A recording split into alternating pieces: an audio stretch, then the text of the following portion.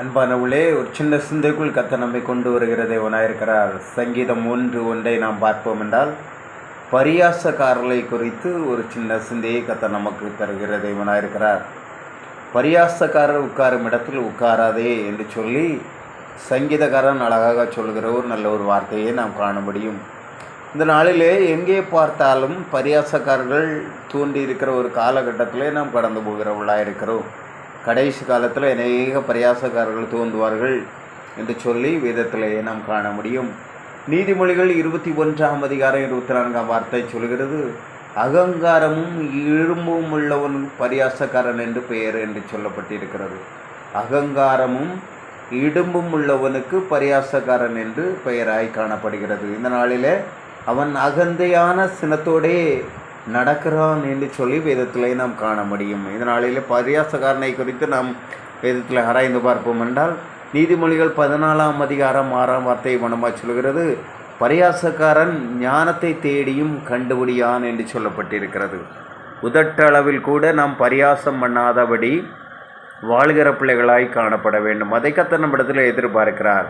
அவன் ஞானத்தை தேடியும் அவன் கண்டுபிடிக்க முடியாது என்று சொல்லி நீதிமொழிகள் 14:6 காண முடியும். நீதிமொழிகள் 15:12 பார்ப்போம் என்றால், பரியாசக்காரன் தன்னை கடிந்து கொள்ளுகிறவனை நேசியான் என்று சொல்லப்பட்டிருக்கிறது. யார் கடிந்து கொள்ளுகிறார்களோ, கடிந்து கொண்டு எச்சரிக்கிறவங்களெல்லாம் நேசிக்க மாட்டாங்க. அப்படிப்பட்ட அனுபவத்தில் பரியாசக்காரர்கள் கடந்து போகிறவர்களை காண முடியும். நீதிமொழிகள் 22 அதிகாரம் 10 வார்த்தையை நாம் பார்ப்போம் என்றால், பரியாசக்காரனை துரத்தி விடு, அப்பொழுது வாது நீங்கும் என்று சொல்லப்பட்டிருக்கிறது. தேசத்தில் அநேக பரியாசக்காரர்கள் இருக்கிறார்கள். அவர்களை நாம் எப்படி துரத்த முடியும்? வாது நீங்கும் என்று சொல்லி வேதத்தில் நாம் காண முடியும்.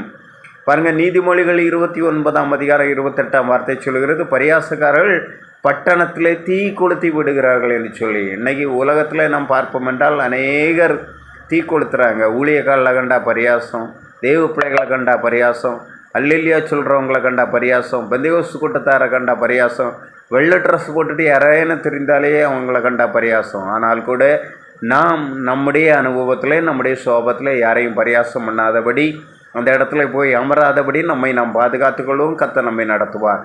அனுக்கிரகமேறிய நாளையும் கர்த்தருடைய மகிமையான பிரசனம் ஒவ்வொருடைய வாழ்விலும் கடந்து வரட்டும் என்று சொல்கிறேன். அப்பா ஆமென். பரியாசக்காரர் உட்காரும் இடத்துல உட்காராதே என்று சொல்லப்பட்டிருக்கிறது. ஆனாலும் அநேகர் பரியாசக்காரர்களாய் தோன்றியிருக்கிறார்கள். அநேகர் பரியாசக்காரர்கள் மத்தியிலே தங்கள் ஜீவியத்தை நடத்துகிறார்கள். ஆனாலும் நாங்கள் பரியாசக்காரர்களாய் காணப்படாதபடி, ஆமான் உமக்கு பிரியமுள்ள பிள்ளைகளாய் காணப்பட ஒவ்வொரு பிள்ளைகளை கர்த்தர் நீர் வழி நடத்தும்படியாக செபிக்கிறேன். அப்பா, பரியாசக்காரர்கள் எப்படிப்பட்டவர்களாய் இருக்கிறார்கள் என்று சொன்ன ஒரு சிந்தையை கொடுத்த கர்த்தர், நாங்கள் அப்படிப்பட்டவர்களாய் காணப்படாதபடி காணப்பட கர்த்தர் எங்களுக்கு கிருபை தரும்படியாக செபிக்கிறேன். அப்பா, இப்படி அன்பு கரத்துக்குள்ளே எங்களை ஒப்பு கொடுக்கிறோம். வழி நடத்துங்க. இயேசுவின் நாமத்தில் நல்ல பிதாவே, ஆமேன். God bless you. கர்த்தர் உங்களை நடத்துவார்.